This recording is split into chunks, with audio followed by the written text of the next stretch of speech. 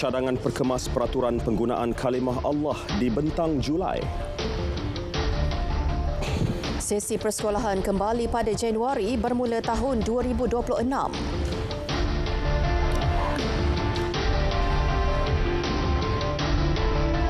Assalamualaikum, salam Malaysia Madani, saya Fathil Hidayat Ghazali. Dan saya Farhatul Asyati Osman. Yang di-Pertuan Agong Al-Sultan Abdullah Riayatuddin Al-Mustafa Billah Shah hari ini berkenan menerima menghadap kunjungan hormat Putera Mahkota Abu Dhabi, Sheikh Khalid bin Muhammad bin Zayed Al Nahyan di Istana Negara. Turut berangkat ke sesi menghadap pemangku Raja Pahang, Tengku Hassan Al-Ibrahim Alam Shah Ibni Al-Sultan Abdullah.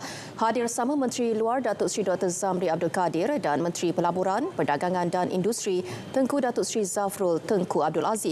Yang di-Pertuan Agong turut berkenan mengurniakan darjah kebesaran Seri Maharaja Mangku Negara SMN yang membawa gelaran Tun dan darjat kerabat Seri Indra Mahkota Pahang yang amat dihormati DK kepada Sheikh Khalid.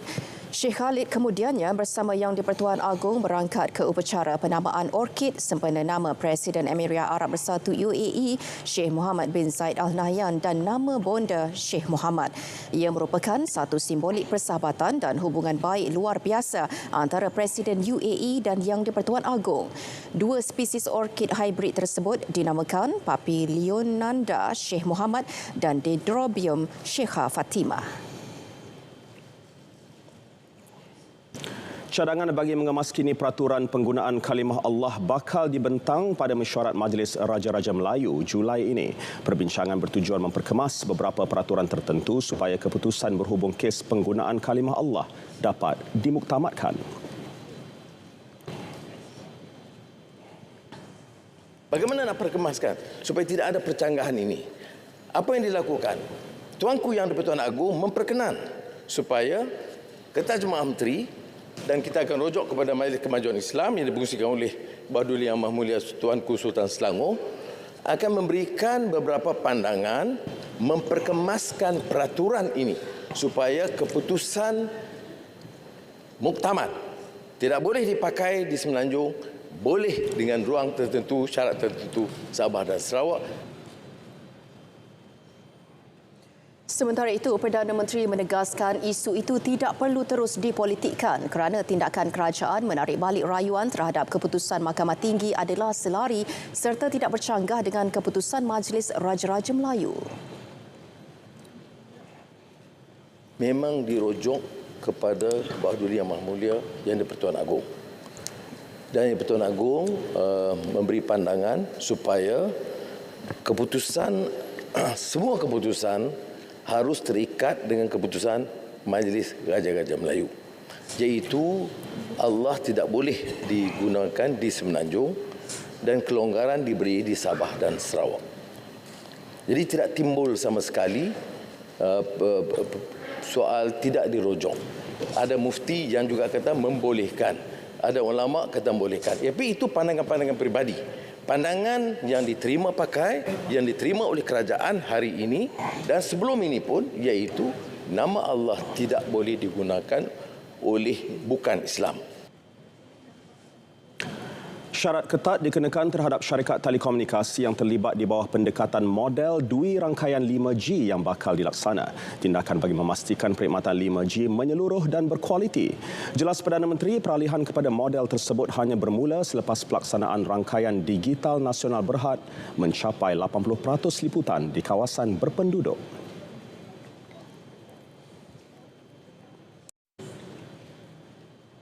Supaya menjamin keselamatan bukan saja dari sudut kemudahan kepada semua rakyat, konektivitinya. Keduanya soal cyber security melalui National Cyber Security Agency yang akan memantau bersama. Implikasi kerajaan kepada kerajaan dikurangkan besar kerana penglibatan telco. Dan syarat yang kedua yang ketat ialah harga kepada pengguna mestilah di paras yang rendah seperti mana kita pastikan ditetapkan di bawah peraturan DNB. Keengganan syarikat mematuhi syarat tersebut boleh mengakibatkan kontrak terbatal. Sesi persekolahan akan kembali dimulakan pada Januari bermula 2026. Ketika ini, Kementerian Pendidikan telah memulakan usaha merancang untuk mengawalkan kalender akademik persekolahan bagi sesi 2024-2025 pada Februari 2025. Menteri Pendidikan Fadlina Siddiq memberitahu menerusi langkah tersebut, aspek keuangan dapat dirancang lebih awal oleh pihak terlibat. KPM berharap dengan pengumuman ini, aspek kewangan dan ekonomi dapat dirancang mulai sekarang oleh semua pihak yang terlibat. Secara tidak langsung, perancangan cuti keluarga, kenduri kendara, cuti-cuti cikgu sebagaimana yang telah pun kami umumkan dalam 10 prakarsa sempena Hari Guru dapat diatur berdasarkan kalender akademik persekolahan yang akan diwartakan.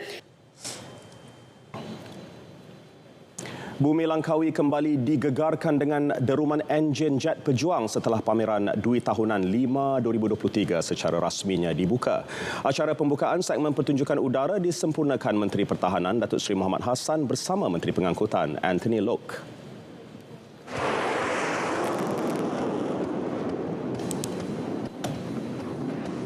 Cuaca baik pada sebelah pagi melancarkan lagi pertunjukan aerobatik. Antara aset yang terlibat dalam pertunjukan formasi ini ialah 31 pesawat milik TUDM dan 5 pesawat tentera darat.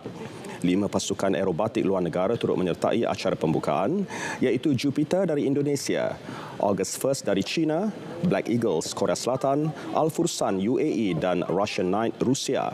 Pertunjukan bagi acara pembukaan ini berlangsung kira-kira setengah jam. Ia disambung semula pada pukul 12 tengah hari selama 2 jam. 5 2023 disertai lebih 525 pempamer termasuk 140 syarikat daripada industri pertahanan, 101 syarikat sektor komersial dan 284 syarikat daripada kedua-dua sektor. Ia dijangka menarik kehadiran lebih 45,000 pelawat perdagangan dan 250,000 pengunjung awam.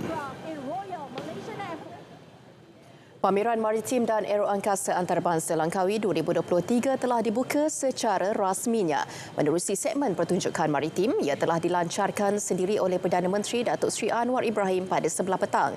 Ikuti temu bual wartawan Syamimi Saripan bersama Perdana Menteri.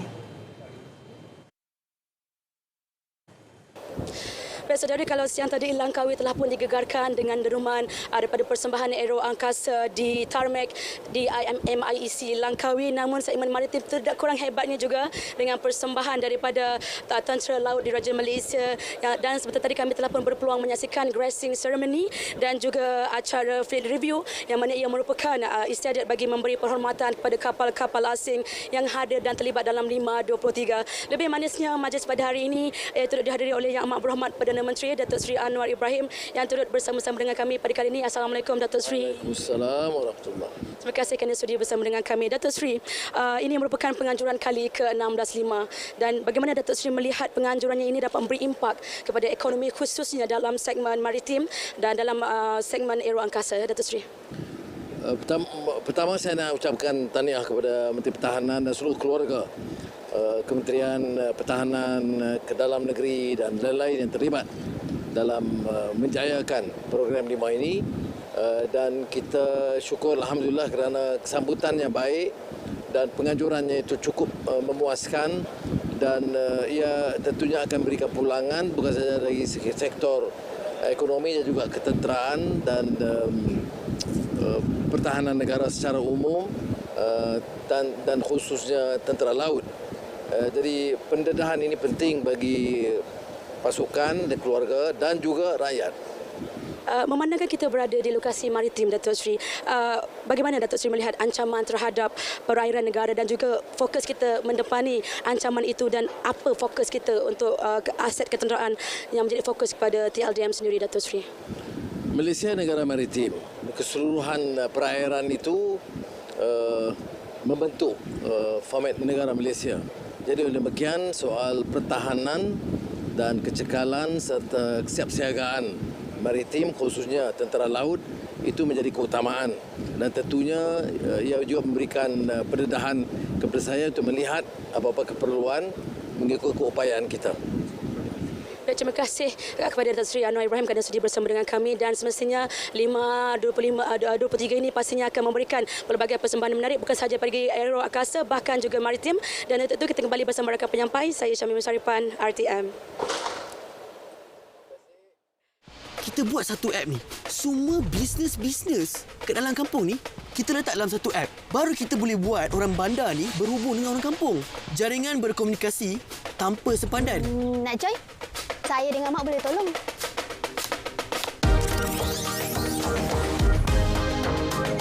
You guys ready? 1, 2, 3. Publish. Korang! Saya letak apps kita ni dekat dalam media sosial. Diorang beli set berpantang dekat dalam apps kita. Serius ah?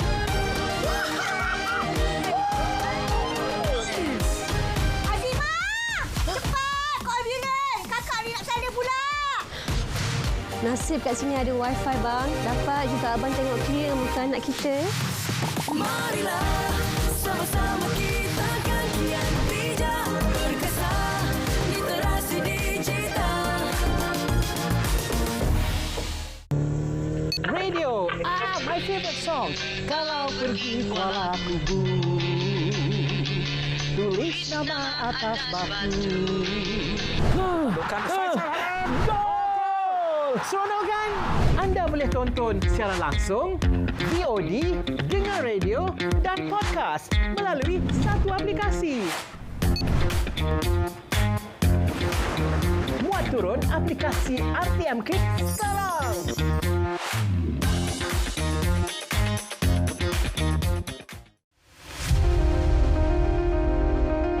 MA 63 bertempik puluhan tahun. Jadi saya berikan jaminan kepada pimpinan Sabah dan Sarawak dan beri mandat penuh kepada TPM Datuk Seri Fadilah. Ambil bidang kuasa ini dan selesaikan sedaya upaya, apa sahaja janji yang dimeterai, laksanakan. Ada yang memperolok, ini kerana kononnya jaminan sokongan GRS GPS. Saya jawab,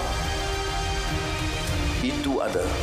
Tapi yang lebih penting ialah tanggungjawab pimpinan generasi kini adalah untuk melaksanakan sumpah setia dan janji bapa-bapa kemerdekaan kita.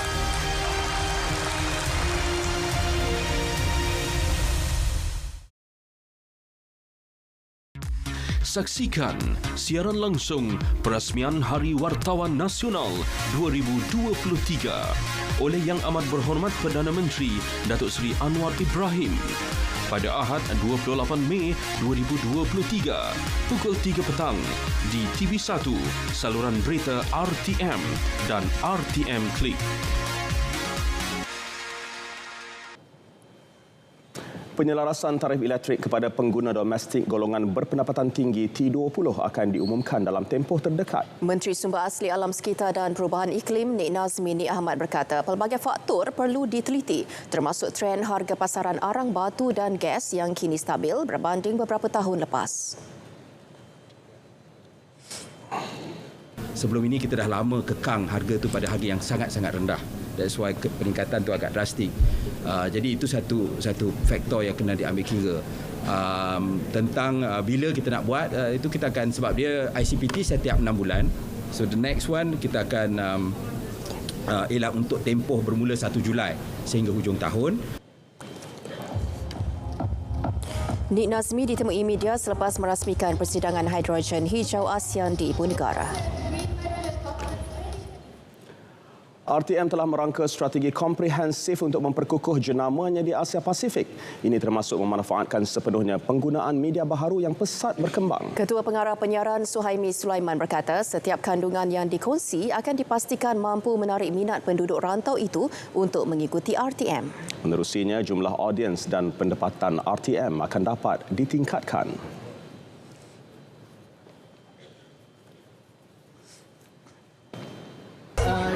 Dah terbukti bila SEA Games baru-baru ni kita ada penonton yang datang dari Indonesia dan juga Thailand. Jadi sebagaimana yang saya katakan dalam saya punya talk tadi, apa Apa salahnya kalau kita buat konsert dengan artis-artis Malaysia yang diminati oleh Indonesia dan mungkin Thailand dan mungkin Singapura, dan you do it live on TikTok, mungkin tak perlu di TV pun, Jadi itu adalah satu opportunity kepada kita, dan fikirkan dia punya nilai komersial, dia punya monetization. Beliau ditemui pada sidang kemuncak Media Asia AMS 2023 di Bali, Indonesia. Terdahulu, Suhaimi menjadi panel dalam sesi bertajuk Strategi Memastikan Media Tradisional Kekal Relevan dalam Era OTT dan UGC. AMS edisi ke-18 berlangsung 5 hari mulai Ahad lalu, bertemakan Media Memperkasa Kemampanan Ekonomi.